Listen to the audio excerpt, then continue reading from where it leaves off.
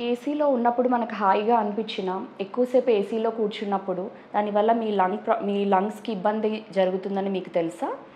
AC AC వల్ల మన చుట్టూ ఉండే ఎయిర్ డ్రై అవ్వడం వల్ల, అలాంటి ఎయిర్ లోపలికి పీల్చడం వల్ల నేజల్ పాసేజెస్ అంటే ముక్కు రంధ్రాలు, గొంతు, తర్వాత బ్రీతింగ్ ట్యూబ్స్ ఇరిటేట్ అయ్యి దగ్గు రావడం, సోర్ థ్రోట్ రావడం, బ్రీతింగ్ ప్రాబ్లమ్ రావడం కూడా జరుగుతుంది.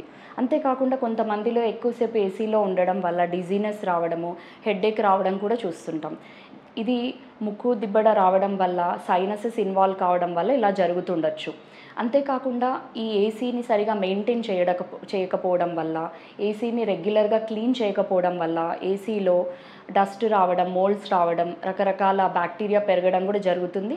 అలాంటి ఏసీని వాడడం వల్ల డస్ట్ కానీ, ఆ బ్యాక్టీరియా కానీ మన లంగ్స్‌లోకెళ్ళి రకరకాల లంగ్ ఇన్ఫెక్షన్స్ వచ్చే అవకాశం ఉంది. అంతేకాకుండా ఈ ఆస్తమా, అలర్జీస్ ఉన్న వాళ్ళలో ఈ ఆయాసం రావడం, పిల్లి కూతలు రావడం కూడా జరుగుతూ ఉంటుంది.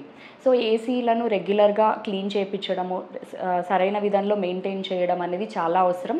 అంతేకాకుండా ఇఫ్ పాసిబుల్ అప్పుడప్పుడు ఏసీ గది నుంచి బయటికొచ్చి బయట ఎన్విరాన్మెంట్‌కి కూడా ఎక్స్‌పోజ్ అవుతూ ఉండడం వల్ల ఎక్కువ శాతం ఏసీ ఎఫెక్ట్ మన లంగ్స్ మీద ఉండకుండా చూసుకోవచ్చు.